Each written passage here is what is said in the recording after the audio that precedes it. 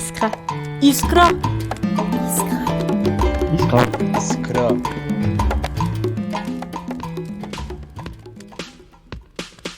On se retrouve aujourd'hui pour un nouvel épisode sur un sujet qui vous rappellera peut-être vos vacances d'été. Oui, en effet, aujourd'hui on va faire un tour du côté d'un sport iconique et connu de toutes et de tous. La pétanque. Ne perdons pas de temps et faisons tout de suite un bref rappel historique. Ouvrez grand vos oreilles, on va faire un petit bond dans le temps. La pétanque provient du jeu provençal, où les règles sont similaires. Mais à la différence de la pétanque dans le jeu provençal, le joueur doit faire 3 sauts athlétiques avant de lancer sa boule.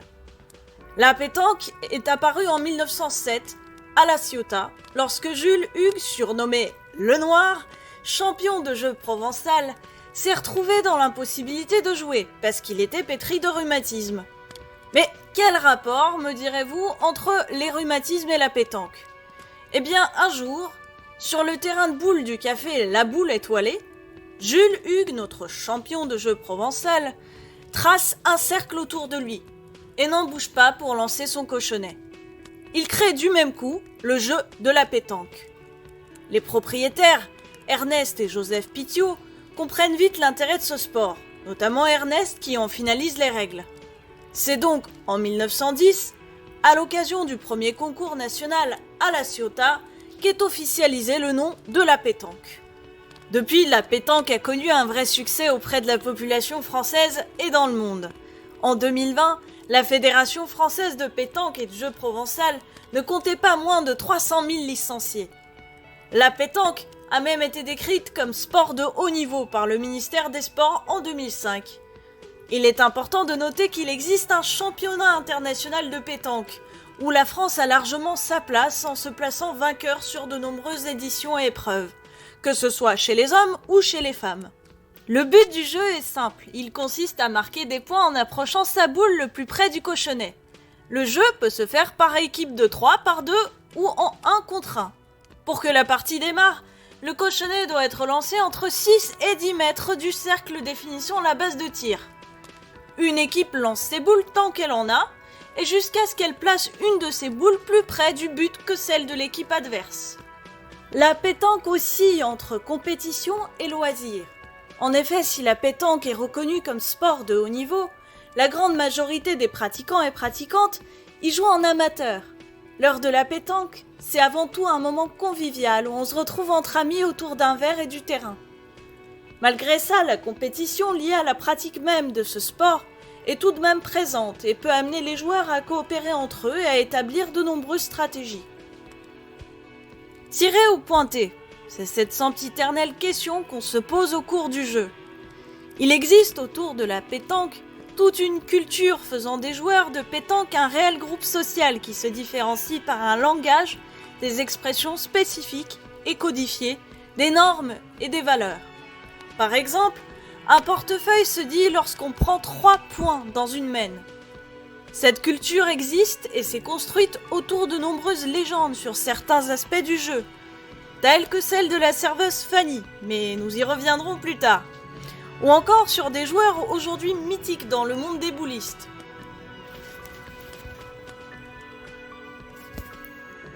La pétanque est considérée aujourd'hui comme un sport populaire et convivial. Dans l'imaginaire commun, lorsque nous parlons de pétanque, nous voyons un groupe de personnes autour d'un terrain de boules dans le sud de la France, le Ricard à la main. Nous sommes donc allés interroger quelques personnes en leur posant la question « Pour toi, qu'est-ce que ça représente la pétanque ?» Alors la pétanque pour moi ça a toujours été un sport très étrange. En fait j'avais beaucoup de mal à comprendre ce que les personnes trouvaient à ce sport, pourquoi ils passaient des après-midi entières à taper dans des boules comme ça. Je pensais que c'était plus pour la convivialité et vraiment pour boire des coups que pour vraiment jouer à la pétanque. Et j'ai vraiment compris que c'était très sérieux quand j'ai vu pour la première fois qu'on pouvait filmer la pétanque, des compétitions de pétanque, que ça passait à la télé et que mes grands-parents passaient des après-midi entières à regarder ces compétitions. Et là je me suis dit, ah oui quand même. Et c'est justement mes grands-parents, je crois qu'ils m'ont initiée à la pétanque. C'est par eux que j'ai connu ce sport pour la première fois. Je crois que je connaissais même pas les règles. Je crois que je connais toujours pas les règles, mais c'était plus pour s'amuser. Voilà, fallait se taper dans les boules. Puis mon grand-père, il faisait même des petites variantes où creuser des trous, il fallait mettre dans les trous. Donc c'était pas vraiment les règles de la pétanque en soi, mais c'était plus le fait qu'il nous initie à quelque chose, qu'il nous fasse découvrir voilà, une passion. Et ça a toujours été un souvenir de vacances à la plage, donc très convivial aussi.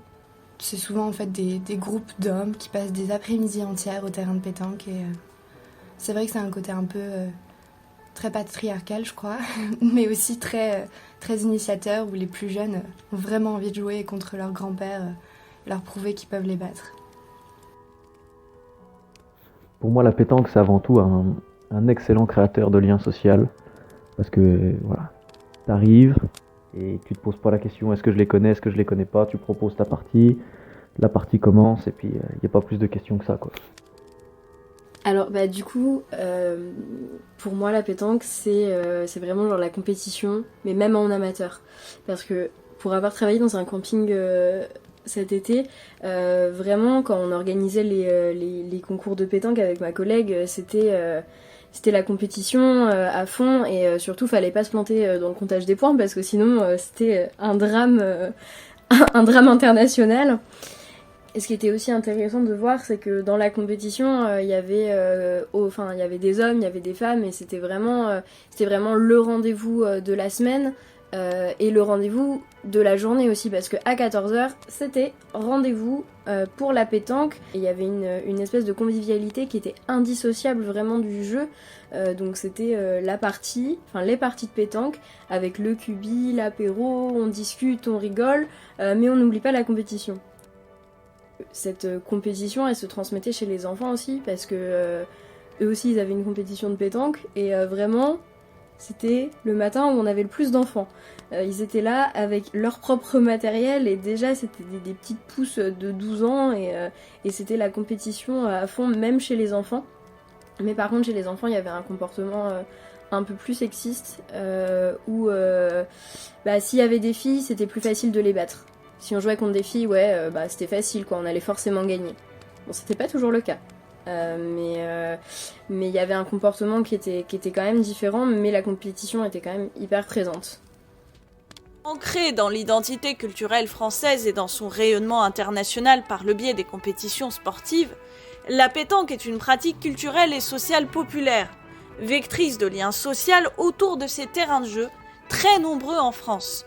C'est une pratique ludique accessible et démocratique, avec des coûts de participation très accessibles pour les joueurs. La pétanque ne fait plus aujourd'hui, comme autrefois, l'objet d'une marchandisation comparable à celle qui existe autour d'autres sports populaires comme le football. Malgré cette absence de publicité commerciale, la pétanque reste pourtant un jeu extrêmement populaire. La simplicité de son principe de jeu, dérivé d'un autre jeu bénéficiant d'une notoriété très ancienne, est sans doute à la source de sa très large diffusion auprès de la population, qui de plus intervient sur un laps de temps record. L'autre marqueur de cette étonnante popularité, c'est bien sûr la pérennisation de sa pratique jusqu'à aujourd'hui, plus d'un siècle après sa création. Le journal La Marseillaise, fondé dans les réseaux résistants communistes pendant la Seconde Guerre mondiale, organise d'ailleurs chaque année depuis 1962 le plus grand concours international de pétanque au monde qui se tient à Marseille. Ce championnat de grande envergure constitue un autre signe de la vitalité de la pratique encore à ce jour. Il existe donc, comme on disait plus tôt, de véritables marqueurs linguistiques et culturels qui distinguent les boulistes en tant que groupe socio-culturel. Ces marqueurs cimentés par la pratique du jeu dont elles dérivent rassemblent les boulistes autour d'une identité commune en tant que joueurs de pétanque. Parmi ces marqueurs, on pourrait citer notamment des actions, comme lorsqu'il arrivait que le perdant, ou l'équipe perdante, doivent embrasser une représentation d'un postérieur féminin dénudé, surnommé Fanny, après s'être obligatoirement agenouillé et fait sonner une cloche pour faire connaître son échec retentissant. Vous l'aurez compris, l'action d'embrasser le postérieur de Fanny signifiait la franche humiliation, la défaite absolue après un score de 13-0. Elle donnera les expressions « embrasser Fanny »,« être Fanny »,« faire Fanny » ou « baiser Fanny », reprises dans d'autres jeux. Si cette pratique n'a plus cours aujourd'hui, Les représentations de Fanny constituent de véritables objets de patrimoine pour les clubs de pétanque qui en possèdent le plus souvent un exemplaire. Ces objets se donnent presque à voir comme des sortes d'objets votifs, conçus pour s'adresser au dieu tutélaire du jeu. Sauf qu'au lieu de signifier l'accomplissement d'un vœu de victoire, ils servent à marquer l'échec total et absolu dans une partie de pétanque. Par opposition, ils rappellent aussi le plaisir des vainqueurs et des spectateurs de la partie qui observent le rituel de défaite. L'action d'embrasser Fanny est associée à la joie mauvaise qu'on éprouve à voir la défaite infligée à l'adversaire. C'est ce que la langue allemande appelle Schadenfreude.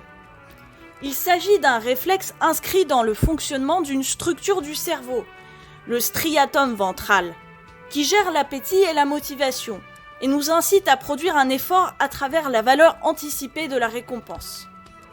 À en croire ce que rapportent certaines histoires, cette pratique d'embrasser Fanny aurait pour origine une jeune femme du quartier de la Croix-Rousse à Lyon.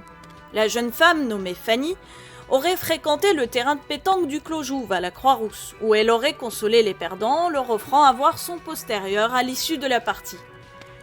La pratique est sans nul doute marquée par une forme de sexisme propre à la société qui la voit naître. Mais elle a peut-être aussi été une manière pour les joueurs de contourner la morale bourgeoise et religieuse qui pèse sur la sexualité et ses représentations au début du XXe siècle. Et on ne joue pas de la pétanque uniquement en France. Saviez-vous que la pétanque était aussi pratiquée à Pondichéry en Inde ? Certains chercheurs ont ainsi observé de façon assez intéressante que loin de se muer en vecteur d'hégémonie occidentale, en terrain culturel exogène, la pétanque, au même titre que d'autres objets culturels de par le monde, se retrouve prise au cœur d'un processus d'hybridation culturelle. Ainsi, à Pondichéry, l'activité de la pétanque offre aux joueurs un espace pour faire sens des échanges culturels, à travers une forme de compétition symbolique qui oppose des individus associés à des aires culturelles et nationales distinctes dans le jeu.